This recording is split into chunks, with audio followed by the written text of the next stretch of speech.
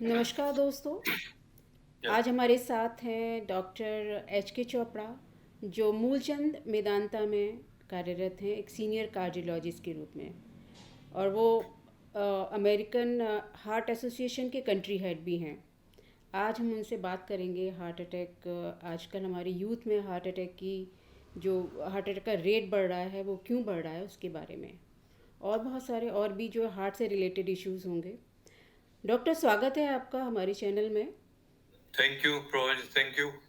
Doctor, heart attack का मुद्दा कभी बुजुर्गों का मुद्दा हुआ करता था, लेकिन अब ये 40 साल से कम उम्र के लोगों का मुद्दा बन चुका है।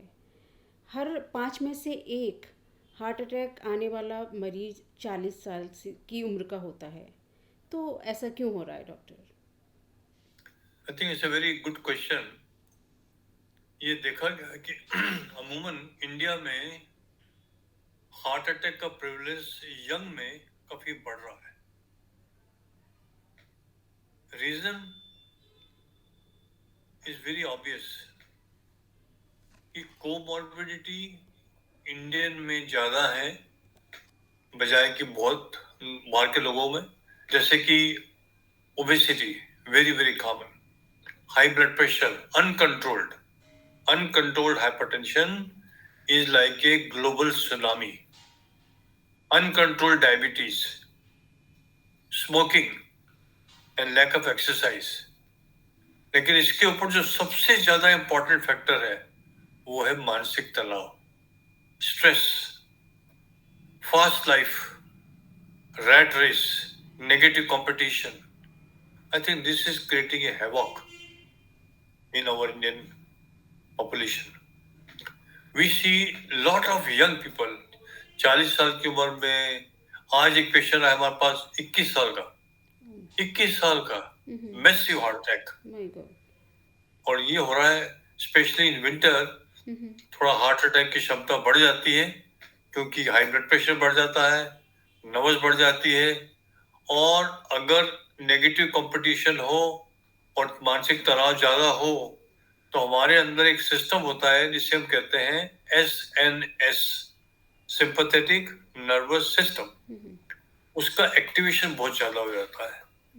उसके एक्टिवेशन होने से कुछ पदार्थ होते हैं जो हमारी बॉडी में काफी एक्सेसिव मात्रा में लिबरेट होते हैं, जिसे हम कहते हैं एपिनेफ्रीन, नॉर एपिनेफ्रीन और कॉर्टिसोल.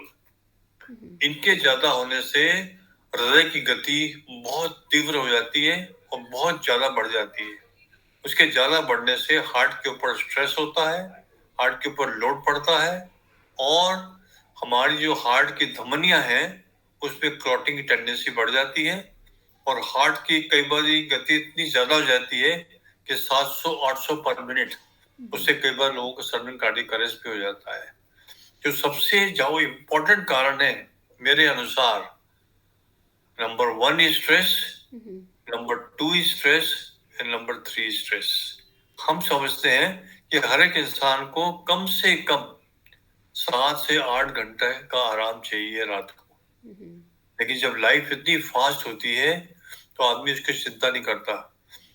रात को 4-5 घंटे रेस्ट किया और वो भी टेंशन में, फिर सुबह जल्दी उठे, तो उसमें कई लोगों को बहुत प्रॉब्लम होती है.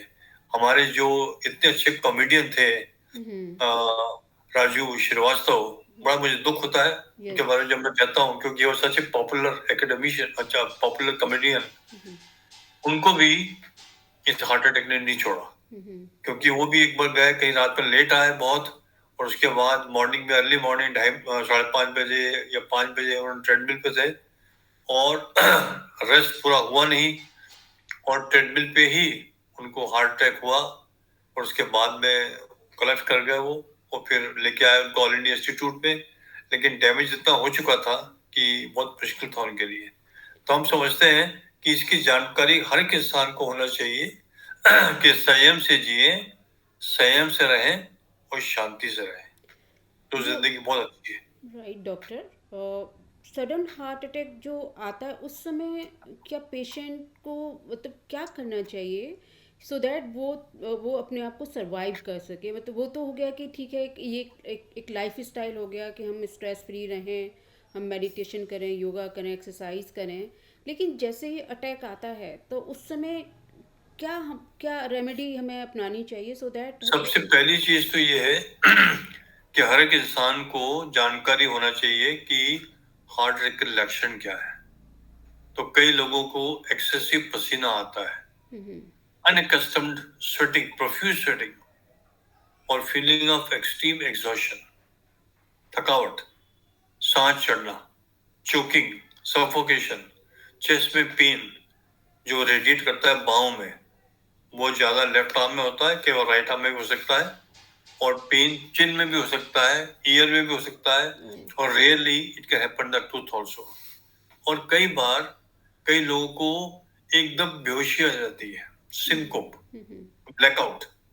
तो अगर ये सिम्टम हो तो मतलब ये समझिए कि आपको हार्ट अटैक की प्रॉब्लम हो रही है। क्या करना चाहिए, ये अच्छा सवाल पूछा आपने। हम समझते हैं कि हर एक इंसान के घर में 20 साल या 25 साल के बाद एक टैबलेट एस्पिरिन हमेशा होना चाहिए, 350 मिलीग्राम की, उसको च्यू कर लें। और 40 to 80 मिलीग्राम सब एटोर्वास्टैटिन वो ले लें पानी के साथ। और अगर गोली सॉर्बिट्रेट की हो तो आधी गोली सॉर्बिट्रेट की सिटिंग पोजीशन में या लाइंग पोजीशन में अंडर द टंग लेना है। ये एक वेजोडायलेटर है जो हमारे हार्ट की धमनियां होती हैं उनको खोल देती हैं और पेन वेन काफी कम हो जाता है। और इसके बाद आपके घर में कम से कम हम समझते हैं या इमरजेंसी में एक इंजेक्शन होना चाहिए जिसका नाम है क्लॉट बस्टर, जो मिलता है in the name of tenecteplase, TNK बोलते हैं इसको हम, या इलाक्सिम बोलते हैं। ये एक इंट्रावेनस इंजेक्शन है। अब कल ही नहीं आज सुबह, कल सुबह की बात है, एक early morning 62 year old patient आया, massive heart attack in the emergency, सुबह सुबह, और I was there in the emergency at that time. तो हमने फटाफट उसको इंजेक्शन 18 के लगाया, क्लॉट बस्टर। आधे एक घंटे में पेशेंट रिपरफ्यूज कर गया। उसकी एंजियोग्राफी कर दी, 6 घंटे बाद एंजियोप्लास्टी हो गई, इज एब्सोल्युटली फाइन नाउ। तो इमीडिएट ट्रीटमेंट सबसे बड़ा जो जानकारी हम सबको होना चाहिए कि जब भी हार्ट अटैक हो तो ये चीजें लें और उसके बाद इमीडिएटली हॉस्पिटल में जाएं जहां हार्ट केयर की फैसिलिटी हो। कोई केमिस्ट आपको फोन ना करे और अपनी कोई स्पाउस को उठाने की भी जरूरत नहीं है। लोग कहते हैं गैस हो गई, डाइजिन ले लेंगे या ज्वाइन ले लेंगे, वो कोई सोल्यूशन नहीं है। Best solution is reach to the nearest hospital immediately and take the clot buster injection immediately, ideally in the emergency room or in the ambulance or wherever you are. A doctor can come and give the injection intravenous after doing an ECG and doing a tropoid test. तो इससे हम कई लोगों को immediately बचा सकते हैं। कल का पेशेंट तो हमने बचा लिया, लेकिन आज का जो पेशेंट सुबह अभी हमारे पास में आया उसको हम बचा नहीं सके क्योंकि वो कार्डियक अरेस्ट में आया, उसका ब्रेन में काफी डैमेज हो गया, प्यूपिल उनकी डायलेटेड थी, अभी वो वेंटिलेटर पे है, लेकिन हमको पूरी उम्मीद है कि उसको बचा नहीं पाएंगे। कोशिश पूरी कर रहे हैं, इंट्राऑटिक बलून लगा दिया उसको हमने, लेकिन कुछ रिस्पॉन्स नहीं है उसकी। वेरी यंग है, 21 ईयर ओल्ड। तो क्या हुआ तो बहुत दुख की बात है। यस, यहाँ 21 ईयर सडन हार्ट अटैक किस वजह से, क्या कॉज किया डॉक्टर हार्ट अटैक आने उसके का? अंदर जो खास कॉज है हमको जो लग रहा है कि he went for some interview in All India Institute. कहाँ का इंटरव्यू था we don't know, and he was in lot of stress before appearing for the interview. So इसको बोलते हैं हम लोग stress induced myocardial infarction, इसका नाम है एक। इसको हम बोलते हैं stress cardiomyopathy। इतना जबरदस्त होता है ये, like a storm। ये कम होता था पहले, आजकल बहुत ज्यादा होने लगे। हम लोग देखते हैं लोगों को VT हो जाता है, लोगों का ब्लड प्रेशर शूट कर जाता है, पल्स स्ट्रेस ऊपर से शूट कर जाती है। तो सबसे बड़ी चीज है हमको लर्न करना चाहिए, सीखना चाहिए कि हम अपने डेली रूटीन को कैसे संयम में रखें और अपने आप को काम रखें, हर चीज को फेस करें कामली, ना कि एग्रेशन से, इरिटेबिलिटी से या हॉस्टिलिटी से या एंगर से। One fit of anger can produce a massive heart attack. हमने कई पेशेंट देखे हैं, कई तो मैंने बताया था आपको कल परसों भी, जो हमें काठमांडू से पेशेंट लेके आए और उसके लिए कुछ डेडलाइन थी, एक्सपोर्टर था वो, कि कुछ सामान अमेरिका में भेजना था, डेडलाइन पूरी नहीं कर पाए वो, उनका ऑर्डर कैंसिल हो गया। उन्होंने जितने भी एम्प्लॉय थे सबके ऊपर टेम्पर लूज किया। एक टेम्पर लूज करने से उनको मैसिव हार्ट अटैक हुआ और वही कोलैप्स कर गए वो कुर्सी के ऊपर ही। मुझे फ्लाइट लेके वहां जाना पड़ा काठमांडू में, उनको लेके आया मैं, and we got his angiography done. एक आर्टरी उनकी पूरी 100% ब्लॉक थी और बहुत डैमेज था। He lived for about 1 year, 1.5 year, then we lost him. He was 52 year old. तो यंग लोगों में, मिडिल एज के लोगों में सबसे ज्यादा पाया गया है कि मानसिक तनाव सबसे बड़ा कारण है हार्ट अटैक का, क्योंकि हमारी जो धमनियां होती हैं, कोरोनरी आर्टरीज होती हैं, वो मिलीमीटर के उनकी साइज होती है, मिलीमीटर्स में। दो आर्टरीज होती है, राइट कोरोनरी आर्टरी और लेफ्ट कोरोनरी आर्टरी, और उसकी अगर वॉल हार्ड हो जाए या उसमें कोई कोलेस्ट्रॉल डिपॉजिट हो जाए तो उसके अंदर कोई प्लाक होते हैं, एथेरोस्क्लेरोटिक प्लाक्स, और वो जो प्लाक होते हैं उस पर कुछ खरोंच पड़ जाए या अल्सर हो जाए या फिशर हो जाए, और अगर मानसिक तनाव बहुत ज्यादा हो या फिट ऑफ एंगर हो तो वो जो प्लाक होता है वो रप्चर हो जाता है, और rupture plaque is cause of main massive heart attack. उसको हम कहते हैं वल्नरेबल प्लाक। प्लाक दो प्रकार के होते हैं, वल्नरेबल प्लाक और non vulnerable plaque. Vulnerable plaque वो होते हैं जिसके अंदर फिशर होता है या जिसके अंदर इरोजन होता है या जिसमें अल्सर होता है, और नॉन वल्नरेबल वो होता है जो स्मूथ होते हैं, क्योंकि जो ल्यूमन होता है अंदर, जो ल्यूमन होता है नाड़ी का, उसमें फ्लो अगर बराबर होता रहे तो कोई प्रॉब्लम नहीं होती। अगर फ्लो में रुकावट आ जाए या क्लॉट बन जाए वहां पर तो मैसिव हार्ट अटैक होता है। तो हमें ध्यान रखना चाहिए कि अगर हमारी उम्र 20 साल की है या 22 साल की है तो अपनी जांच रेगुलरली कराएं और डिसिप्लिन से रहें, तो हम हार्ट अटैक के ऊपर जीत पा सकते हैं और लोगों को हार्ट अटैक से वंचित कर सकते हैं यंग एज में। 20-22 साल की एज से ही हमको जांच करानी चाहिए, राइट सबको डॉक्टर? सबको हमारा जो मैसेज है, attack, heart attack before you fall victim to the heart attack. और ये पॉसिबल है अगर हम 20 साल की उम्र से ही जाने कि हमारा कोलेस्ट्रॉल क्या है, हमारा ब्लड प्रेशर क्या है, हमारी पल्स क्या है।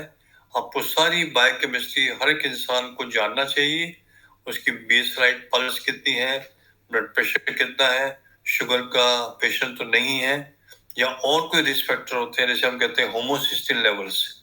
होमोसिस्टिन लेवल से क्लॉटिंग टेंडेंसी बढ़ जाती है इंसान के अंदर, या कोई यूरिक एसिड बढ़ा हुआ है, कोई भी बायोकेमिकल एब्नॉर्मलिटी हो, पूरी चेकअप हो, एक सिस्टम होता है कॉम्प्रिहेंसिव हेल्थ चेकअप। हम समझते हैं कि 20 साल से लेके 55 साल तक हर एक इंसान को एक साल में एक बार कराना चाहिए, और अगर 55 साल के ऊपर है तो कम से कम 2 बार एक साल में करना चाहिए। Health checkup is a need of the hour. अगर वो लाइफस्टाइल किसी व्यक्ति की बिल्कुल ठीक है, वो एक्सरसाइज कर रहा है, योगा कर रहा है, मेडिटेशन कर रहा है, तब भी आप सजेस्ट करेंगे कि उनको रेगुलर चेकअप कराना चाहिए? मेरे ख्याल से अगर हर एक इंसान अगर चेकअप कराए, जिसे हम कहते हैं preventive health checkup, it is also known as predictive health checkup. We can predict. अगर हम चेकअप ही नहीं कराएंगे हमें क्या मालूम पड़ेगा अंदर क्या हो रहा है। और साथ में अगर आप मेडिटेशन करते रहे तो उसका इफेक्ट भी देख सकते हैं कि मेडिटेशन से, योगा से आपका पल्स ठीक है, ब्लड प्रेशर ठीक है। और अगर ठीक नहीं है तो फिर उसके अनुसार उसका इलाज करते हैं, तो इंसान की जो जिंदगी है वो 80-90 साल तक इजीली खिंच जाती है बिना कोई प्रॉब्लम के। डॉक्टर, ऐसा माना जा रहा है, कुछ एक्सपर्ट्स भी कहते हैं कि ये जो केसेस बढ़े हैं वो कोविड 19 के बाद से ज़्यादा बढ़े हैं 2022 के, क्योंकि उस समय के जो आंकड़े हैं वो लगभग बहुत कम ही थे। 2022 में ये आंकड़ा 32,457 था, जो 12 लगभग 12% बढ़ गया है। तो ऐसा माना जा रहा है कि कोविड-19 के बाद से ये आंकड़े बढ़े हैं, तो ये कहाँ तक ठीक है डॉक्टर? ये आपकी बात क्वेश्चन बहुत अच्छा है, क्योंकि बहुत लोगों ने ये पूछा कि कोविड के बाद ये देखा गया है कि लोगों को हार्ट अटैक की क्षमता बढ़ जाती है। तो मैं ये बिल्कुल स्पष्ट करना चाहता हूँ जो कोविड वायरस होता है ये एक प्रो थ्रोम्बोटिक वायरस है, प्रो इन्फ्लामेटरी वायरस है और प्रो इम्यूनोजेनिक वायरस है।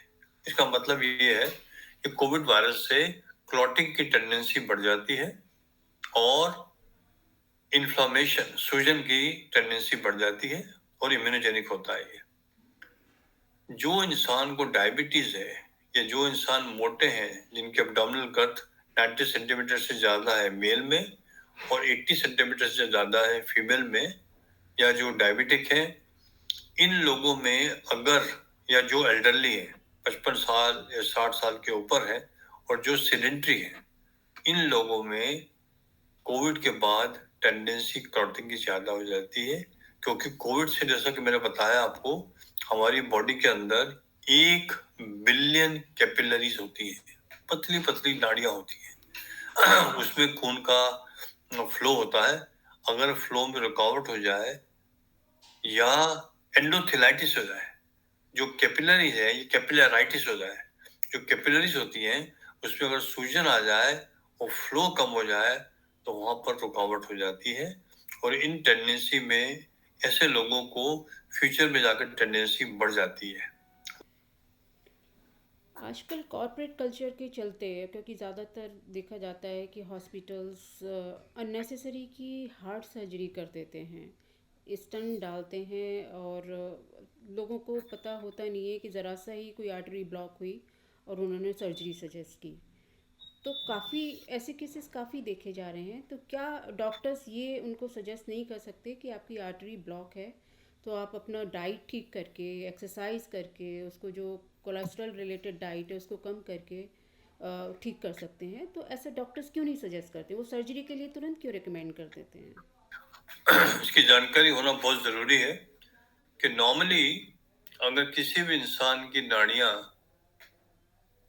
टू 85% ब्लॉक हो, 20% से 85% ब्लॉक हो, तो हम मेडिकली ट्रीट करते हैं। 85% से ऊपर ब्लॉक हो तो चलने पर उनको एंजाना होता है, ये छाती का दर्द होता है, या सांस चढ़ता है, शॉर्टनेस ऑफ ब्रेथ होती है, या धड़कन होती है। और अगर 90 या 95% के ऊपर हो तो उनको रेस्ट में पेन होता है।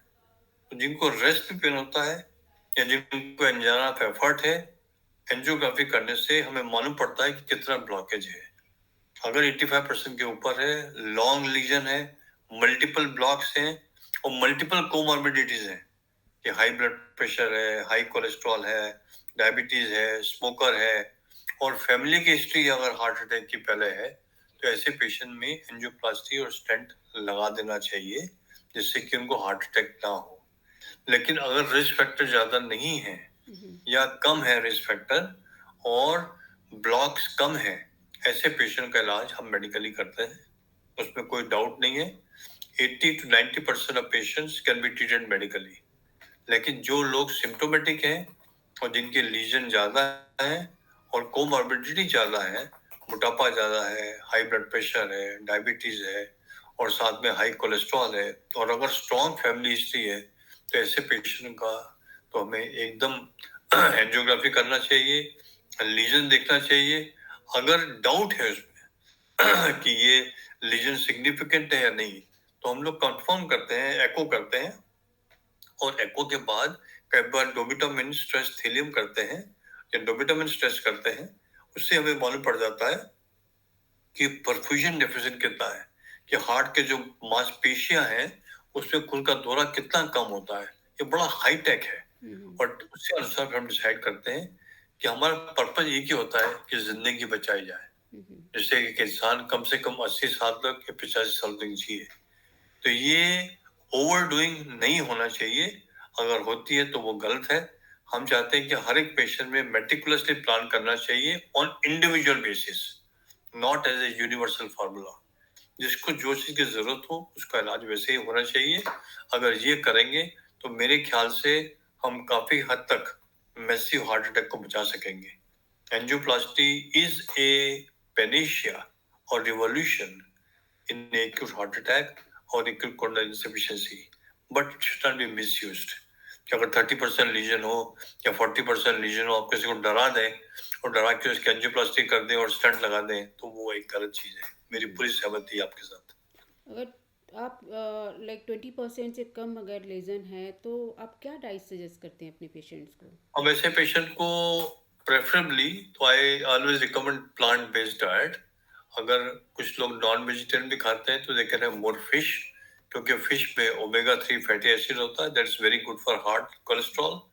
Number two, they can have more of nuts, fruits, vegetables, and they must take a light diet. They should avoid fried food. They should avoid excess of salt and too much of sweets. ज्यादा carbohydrate या ज्यादा sweet लेने से तकलीफ बढ़ जाती है, और ज्यादा फैटी चीजें, हाई प्रोटीन डाइट खाना चाहिए।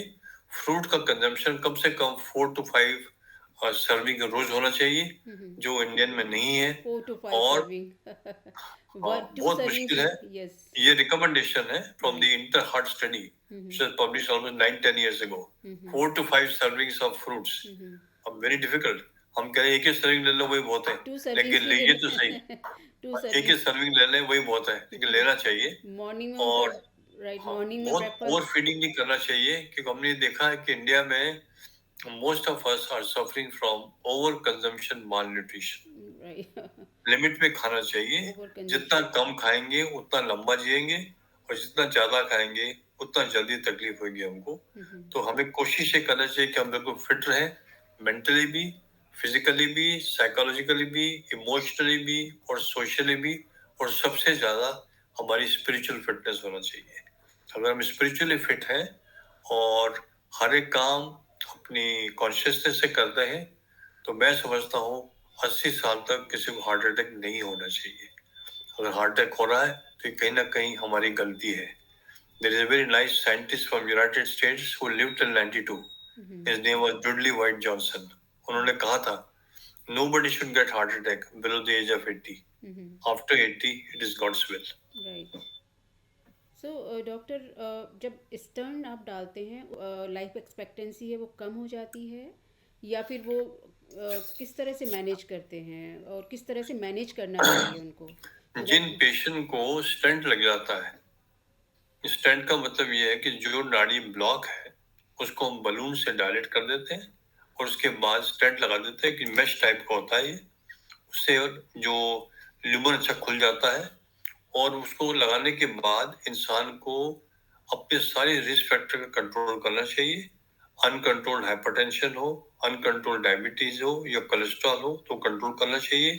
हर एक इंसान को हम रिकमेंड करते हैं एटोर्वास्टैटिन या रोज़वास्टैटिन लेने के लिए। हर एक इंसान को हम रिकमेंड करते हैं कि वो एस्पिरिन ले, और कम से कम 1 साल तक हम टिकाग्रेलॉल 90 मिलीग्राम ट्वाइस ए डे हर को देते हैं, और जो भी रिस्क फैक्टर हो उसका कंट्रोल करते हैं। और लॉन्ग टर्म में अगर सब फैक्टर्स कंट्रोल्ड है तो जो टिकाग्रेलॉल है इसको हम 1 साल के बाद बंद कर देते हैं। But keep this patients only on aspirin and they come for regular follow up once in 3 months, once in 4 months, and everybody does well. There are a lot of patients here who have 3 stents or 4 stents. They're living for more than 20 years, 25 years without any problem. The only thing is, उनको इसके बारे में अपनी care करना चाहिए। Stent लगने से तो बहुत लोगों की जिंदगी मिल जाती है। Short term mortality is reduced, and 4 years, 5 years, 10 years, 20 years mortality is also reduced. लेकिन आप अगर कहें कि नया हार्ट मिल गया है तो वो गलत है। लॉन्ग टर्म मोर्टेलिटी, हम किसी को 100 साल की उम्र नहीं देते स्टेंट लगाने से। कोई नया हार्ट थोड़ी दे दिया उसको हमने, एक रास्ता बना दिया कि भाई फ्लो अच्छा हो। लेकिन अगर आपके अंदर मानसिक तनाव वैसे ही है, डाइट वैसी है, high protein high fat diet या हाई कार्बोहाइड्रेट डाइट, एक्सरसाइज नहीं करते हैं, अगर आप स्मोक करते हैं, ड्रिंक करते हैं एक्सेसिवली, मानसिक तनाव से पीड़ित हैं, तो फिर स्टेंट क्या करेगा। Sorry to interrupt you doctor, थोड़ा सा आपका हैम्पर हो रहा है विजन। हाँ नाउ इट इज़ ओके, ये थोड़ा सा रहे बार बार। तो आप उसकी बात कर रहे थे कि अगर हम स्पिरिचुअलिज्म और हार्ट अटैक की बात कर रहे थे, क्योंकि आप काफ़ी एम्फेसाइज करते हैं कि अगर आप मेडिटेशन करते हैं, योग करते हैं, तो उससे कैसे हम हार्ट अटैक या अदर डिजीज़ से बच सकते हैं। पर्टिकुलरली हार्ट अटैक का ही हमारा एम्फेसिस हार्ट अटैक पर ही है, तो हम उसी की बात करेंगे। अदर डिजीज़ तो उसका साइड इफ़ेक्ट्स उसके काफ़ी उससे प्रभावित हो जाएंगे और उसको भी क्योर किया जा सकता है। तो कैसे हेल्प करता है स्पिरिचुअलिज्म, मेडिटेशन, योग एंड अदर थेरेपीज? ये आपने बहुत अच्छा सवाल पूछा है। मेडिटेशन और माइंडफुलनेस और मेडिकेशन के बारे में मैंने आपको सब बता दिया। Meditation is a very very good thing. Meditation का जो पर्पस है to calm you down and to take you to the deeper level of consciousness. कई प्रकार के मेडिटेशन होते हैं, जैसे राज योगा मेडिटेशन है, ये ब्रह्म कुमारी का कराते हैं, विपासना मेडिटेशन है, प्राइमोर्डियल साउंड मेडिटेशन है, ग्रेगोरियन मेडिटेशन है, चक्र मेडिटेशन है। मैं प्रैक्टिस करता हूँ चक्र मेडिटेशन 40 साल से। हमारे अंदर 7 चक्र होते हैं, जैसे कि एक सक्राम पे होता है lower end of the backbone, और उसका एक मंत्र होता है, उसका एक कलर होता है, उसका जो पर्पस होता है वो है सिक्योरिटी ऑफ एनर्जी सिक्योरिटी। फिर एक सेकंड चक्र होता है जो पेरिनियल रीजन पे होता है, लोअर एब्डोमेन में होता है। उसका जो पर्पस होता है वो होता है एनहांसिंग रिलेशनशिप। किसी भी इंसान से हम रिलेट करते हैं, अगर हम पॉजिटिव हैं तो हमारी रिलेशनशिप एनर्जाइज वे में होती है। और थर्ड होता है चक्रा जो कि अपर एब्डोमेन में होता है, जिसका कलर होता है येलो। वो हमारी विल पावर को एनहांस करता है। अगर हम मेडिटेशन करें और हमारी अवेयरनेस करें इस एरिया पे और मंत्र को रिसाइट करें 4 बार, तो हम अपने एनर्जी प्लेक्सस को एनर्जाइज करते हैं and it gives you feeling of wellbeing. चौथा चक्र जो होता है वो हमारे हार्ट में होता है। उसको कलर जो है वो ग्रीन कलर है। उसके भी 4 सेगमेंट है उसके मंत्र के, और अपना अवेयरनेस करते हैं। ये इसका जो पर्पस है, enhancing love, compassion, harmony and peace.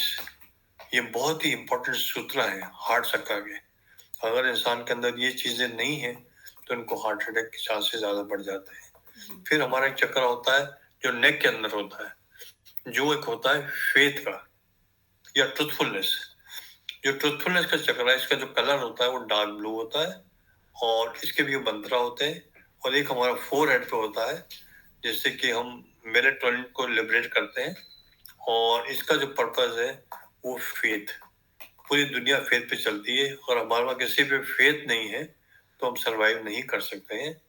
ये सारे चक्र, और लास्ट चक्र जो हमारे क्राउन पे है, और जो क्राउन पे चक्र है वो ओम बोलते हैं उसको। ये सारे जो चक्र है इसका जो लिंक है वो एक 9 प्लेक्सस है हमारे बॉडी के अंदर, जैसे perennial plexus, thyroid plexus, cardiac plexus, celiac plexus, sacral plexus, and all these plexuses are connected to our reticular activating system in the spinal cord. इससे लिबरेट होते हैं केमिकल्स, और वो हमारी बॉडी को पैरासिम्पथेटिक मोड में लेके आते हैं। 2 मोड होते हैं, एक पैरासिम्पथेटिक, एक sympathetic. Sympathetic means aggressive people who are very aggressive, highly ambitious, highly active. They are what we call a sympathetic mode. और जो पैरासिम्पथेटिक मोड होते हैं वो बड़े काम होते हैं। हिंदी में कहते हैं सात्विक मोड, और उनको कहते हैं हम तामसिक मोड या राजसिक मोड। अगर राजसिक मोड वालों को हार्ट अटैक की क्षमता बढ़ जाती है, और जो सात्विक मोड में होते हैं या पैरासिम्पथेटिक मोड में होते हैं उनको हार्ट अटैक की क्षमता बहुत कम रहती है। तो हमारा मैसेज ये है कि हर एक इंसान को रोज सुबह 20 मिनट शाम को और 20 मिनट सुबह, शाम को और 20 मिनट सुबह मेडिटेशन करना चाहिए। मेडिटेशन करने से हमें बहुत संतुलन मिलता है, हमारी माइंड बॉडी बहुत बैलेंस हो जाती है। There is a connection between the mind, body, consciousness and heart. तो उसको प्रॉपरली इंटीग्रेट करते हैं, और हमें कभी भी हाई ब्लड प्रेशर नहीं होगा, हार्ट रेट बढ़ेगा नहीं, और हमारा जो कोलेस्ट्रॉल है वो ऑक्सीडाइज नहीं होगा।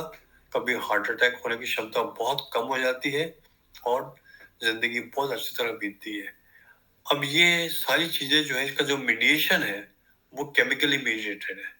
कि अगर इंसान सिंपैथेटिक मोड में है, उसके अंदर एपिनेफ्रीन, नॉरएपिनेफ्रीन और कोर्टिसोल की मात्रा ज्यादा होती है, उससे धड़कन बढ़ जाती है, ब्लड प्रेशर बढ़ जाता है। अगर हम पैरासिम्पथेटिक मोड में हैं तो हमारे ये जो जिटरी मॉलिक्यूल्स हैं इनकी मात्रा कम हो जाती है और हमारे अंदर लिमिट होता है सेरोटोनिन, ये सब कहते हैं हैप्पी मॉलिक्यूल, और डोपामिन या ऑक्सीटोसिन या एंडोर्फिन्स, ये केमिकल लिबरेट होते हैं। तो हमारी पर्सनालिटी बिल्कुल डिफरेंट होती है, बड़ी काम होती है। To same situation there are two reactions, one is to hit the roof and second is to sit comfortably, calmly, analyze the situation and solve the problem. I think we should be always in category 2. अगर वो category 2 में हो तो हमारी choices बड़ी अच्छी होती है। हमें मालूम होता है कि क्या खाना, कब खाना, कितना खाना, उसकी choices हमारे बहुत बढ़िया हो जाती हैं। हम erratic नहीं होते। No erratic consumption malnutrition. And number 2, we get a complete sleep. जो सिंपैथेटिक मोड में होते हैं वो आधा सोते हैं, आधा घंटा फिर उठ जाते हैं, बड़े रेस्टलेस होते हैं और बड़े इरिटेबल होते हैं और बड़े शॉर्ट टेम्पर्ड होते हैं। तो इन सबको काम करने के लिए best thing is everybody should meditate. In my opinion, if everybody meditates we will reduce the heart attack to a very large extent in the young, middle age and old age, everyone. Men or women, boy or girl, young or old, everybody should meditate. Meditation is the best way of survival in life. Number 2 is yoga. आपने पूछा इस योगा के बारे में। योगा एक बहुत ही अच्छी प्रणाली है। Thanks to our prime minister, government of India, Narendra Modi ji, उन्होंने इतना इसको लोकप्रिय कर दिया है कि पूरे वर्ल्ड के अंदर योगा डे मनाया जाता है। All the 8 limbs of yoga should be followed. पहला होता है यमा। यमा मीन्स डूज एंड डोंट्स। वो मैंने वही बताया कि क्या खाना है, क्या करना है, क्या नहीं करना है। सेकंड है नियमा। नियमा मीन्स सेल्फ डिसिप्लिन, बहुत जरूरी है। तीसरा होता है आसना, कि क्या आसन हमको करना चाहिए, क्या आसन नहीं करना चाहिए। और होता है प्राणायाम। प्राणायाम मीन्स ब्रीदिंग एक्सरसाइजेस। फिर प्रत्याहारा, कंटेम्पलेशन, कंसंट्रेशन, धारणा, और फिर ध्याना। ध्याना में वही बता रहा हूँ, मेडिटेशन। तो मेरे ख्याल से meditation is 1000 times superior than medication. Yeah, after certain age, I mean after 50. ये देखा गया है कि 45 साल के पहले हार्ट अटैक मेल्स में ज्यादा होते हैं बजाय कि फीमेल के। 45 के बाद में फीमेल भी कॉम्पीट करती हैं to get a heart attack because of their lifestyle. They also go in brunching, lunching, and munching, and they also smoke cigarette. They also drink alcohol. They are also subjected to a lot of stress. Stress उनकी भी बहुत है क्योंकि वो working woman होती है आजकल, तो फैमिली लाइफ भी देखना है, फिर काम भी देखना है, तो मानसिक तनाव उनके अंदर भी बढ़ जाता है और ब्लड प्रेशर का कंट्रोल नहीं कर पाती वो भी, और उनका वेट भी कंट्रोल नहीं होता है, हाई ब्लड प्रेशर भी हो जाता है, तो रिस्क फैक्टर बढ़ जाते हैं। उस बाद में स्पेशली जो हार्मोन प्रोटेक्टिव होते हैं जैसे ईस्ट्रोजन हार्मोन, उसकी मात्रा कम हो जाती है, तो उनकी क्षमता हार्ट अटैक की बढ़ जाती है। तो उनको भी सेम प्रिकॉशंस लाइक वो डाइटरी है, एक्सरसाइज है, मेंटल स्ट्रेस है, mental No difference in precautions of lifestyle after 45 in men or women. According to me, even below 45 also, there shouldn't be any difference. So is there any shortcut method कोई, क्योंकि आजकल They की should have life same में lifestyle so that everybody is running after, you know, they are busy with their jobs and business and everybody is very much busy. So is there any shortcut to follow your guidelines and all? सबसे बड़ी example देता हूँ हमारे prime minister साहब का, जो 4 या 5 घंटे सोते हैं। मेरा मतलब ये नहीं कि 4-5 घंटे सोइए, मेरा तो अभी भी वही आपका एक मैसेज है कि आप 6 से 8 घंटे सोइए, लेकिन काम एंड कूल है, योगा करते हैं, मेडिटेशन करते हैं। Unfortunately, most of us are busy in earning money and losing health. Right. Our target is only money, not health. And we are busy in losing that money and trying to earn health. वो तो बहुत late हो गया। Ultimately हम losing the समझते both. हैं, महात्मा गांधी ने कहा है ये। Yeah, I think best thing is you have health, you will automatically get wealth, but not the vice versa. Health is not in the pieces of gold. Health is not in the piles of notes. I don't say we should not earn money. We should earn money so that you remain healthy, but not at the cost of losing your health and getting wealth. वो एक गलत चीज है. तो मेरे ख्याल से उतना ही करना चाहिए जितना हमारा स्टेमिना है, और अपने आप को मेंटली रिलैक्स होना चाहिए, टेंशन में नहीं होना चाहिए, और वो चीजें करना चाहिए जिससे हम प्रकृति के नियमों का पालन करें, उल्लंघन नहीं करें. अगर प्रकृति के नियमों का पालन करेंगे और प्रकृति के नियमों से चलेंगे तो हमें हार्ट अटैक नहीं होगा. तो आप देखिए, मैं जाता हूँ लोधी गार्डन रोज 40 साल से, और मुझे लगता है मेरे दिन में सबसे अच्छा मेरा जो दिनचर्या है वो लोधी गार्डन से शुरू होता है. उसको मैं कहता हूँ university of love. Everybody is serving their birds. और मैंने देखा है कि जो डॉग्स हैं या जो भी उनको कभी भी वहाँ कैटरेक्ट नहीं होता, कभी जॉइंट की प्रॉब्लम नहीं होती, और कभी हार्ट की प्रॉब्लम नहीं होती. लेकिन जो डॉग्स पेट होते हैं उनके अंदर कार्डियोमायोपैथी है, हार्ट अटैक होता है, उनको कैटरेक्ट होता है और आर्थराइटिस हो जाती है, क्योंकि पेट डॉग है. तो नेचर से जो दूर जाते हैं उनको प्रॉब्लम ज्यादा होती है हार्ट की. आप नेचर के साथ रहें and follow all the laws of nature. The laws of nature you should know. It's not very complex subject. The first law is a law of pure potentiality. The second law is a law of giving. Third law is a law of karma. Fourth law is a law of least effort. Fifth law is a law of intention and desire. Sixth law is a law of detachment. Seventh law is a law of dharma. अगर ये हम law को follow करें, इस पे हम 1 घंटे का भाषण ले सकते हैं. इनको करने से हमारी जिंदगी बहुत सफल होगी, सक्सेसफुल होगी, और मेंटली और फिजिकली हेल्दी होगी.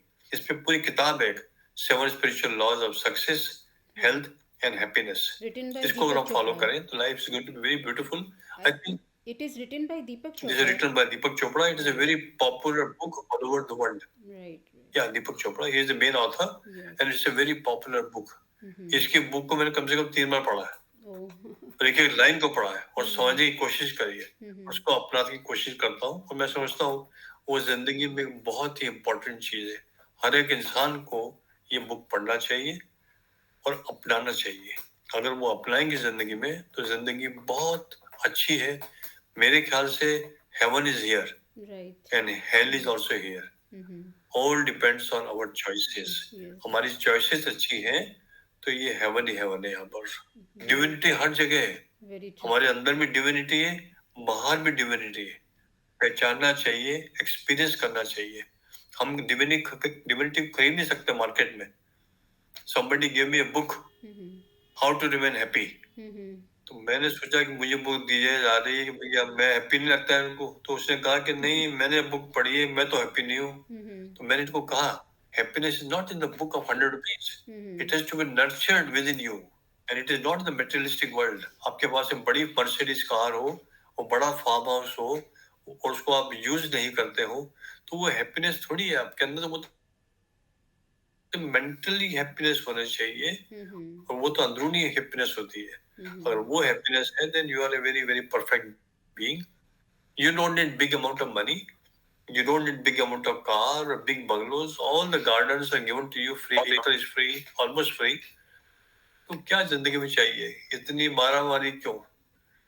इतनी फास्ट और रैट रेस से लोगों को बहुत प्रॉब्लम हो रही है दुनिया में. तो हार्ट अटैक से वंचित रहना है तो मेडिटेशन बहुत जरूरी है, और स्पिरिचुअलिटी की जो खास चीजें हैं वो मालूम होना चाहिए. बेस्ट एग्जांपल मोदी साहब का मैं बोलता हूँ लोगों को कि हमेशा सेल्फलेस सर्विस करना चाहिए. हर एक इंसान को सर्व करना चाहिए, हेल्प करना चाहिए, सपोर्ट करना चाहिए, पीसफुल होना चाहिए, काम होना चाहिए, विथ इंटेंट ऑफ ह्यूमैनिटी. ये हर एक इंसान में नर्चर होना चाहिए, और ग्रीड नहीं होना चाहिए. अगर इंसान में ये चीजें नहीं है और ये चीजें हैं जो मैंने बताई आपको, तो मेरे ख्याल से हम हार्ट अटैक को बाईपास कर सकते हैं without bypass surgery. This is a very important thing I am telling you. और मैंने तो देखा है जो लोग इन चीजों से संयम से रहते हैं उनकी जिंदगी लंबी होती है. 80-90 साल तक किसी को कोई हार्ट की प्रॉब्लम नहीं होती. लेकिन ये लोग विरले होते हैं जो मेडिटेशन करते हैं और सस्टेन करते हैं, लंबी तक चलते हैं. और जो लोग मेडिटेशन करते हैं थोड़ा टाइम करते हैं फिर भूल जाते हैं, कभी लेट नाइट हो गए, फिर बीच में ड्रिंक करना शुरू कर दी, कभी लेट उठे, कभी एक्सरसाइज करने नहीं गए। संयम जरूरी है। Discipline. Don't say it's Monday और Saturday, all days a week. Discipline is very very important. तो मेरे ख्याल से हम हार्ट अटैक से वंचित हो सकते हैं अगर हम लाइफस्टाइल को ऑप्टिमाइज करें, माइंडफुलनेस का प्रैक्टिस करें, मेडिटेशन करें, and always work from the level of consciousness. Thank you very much doctor, आपने अपना इतना प्रेशियस टाइम दिया हमको। थैंक यू वेरी मच प्रमा जी, Thank you. It was brilliant, it was brilliant. आपके जो क्वेश्चंस थे बहुत ही थॉट प्रोवोकिंग थे, ब्रेनस्टॉर्मिंग थे, और मेरे ख्याल से it will be imbibing for the public. Thank तो यू इसका सर। वीडियो मुझे जरूर भेजें। श्योर। जो हमारी पेशेंट पॉपुलेशन हमारे पास में आती है, हम सबको एक क्लिपिंग या इसका लिंक भेजेंगे। और मैं आपका बहुत शुक्रिया अदा करता हूँ और आपको बहुत धन्यवाद देता हूँ कि आपने मुझे ये मौका दिया आपके साथ कुछ डिस्कशन करने का या इंटरेक्शन करने का इस इम्पोर्टेंट सब्जेक्ट के ऊपर, healthy heart and attack, heart attack by 3M, mindfulness, meditation and medication. Thank you, Thank you Prabhaji. so much. Thank you, doctor.